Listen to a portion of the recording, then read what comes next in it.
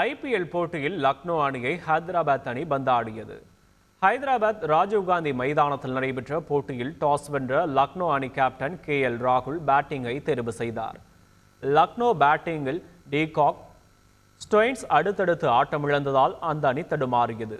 மிகவும் மந்தமாக விளையாடிய லக்னோ அணி பவர் பிளேவில் 27 ரன்கள் மட்டுமே எடுத்தது.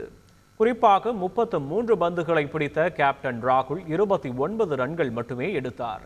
இறுதி கட்டத்தில் ஆயுஷ் பதோனி, நிக்கோலஸ் புரான் அதிரடியாக விளையாடியதால் லக்னோ அணி 20 ஓவர்களில் 165 ரன்கள் சேகரித்தது. அதிகபட்சமாக ஆயுஷ் பதோனி 30 பந்துகளில் 55 ரன்கள் எடுத்தார். தொடர்ந்து களமிறங்கிய ஹைதராபாத் அணியில் தொடக்க வீரர்கள் Travis head, Abhishek Sharma, Rudra Thandavam ஆடினர்.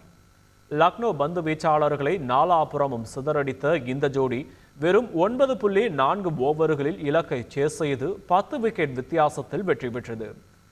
Travis head 30 பந்துகளில் 8 சிக்சர்களுடன் 89 ரன்களும், அபிஷேக் சர்மா 28 பந்துகளில் 6 சிக்சர்களுடன் 75 ரன்களும் குவித்தனர்.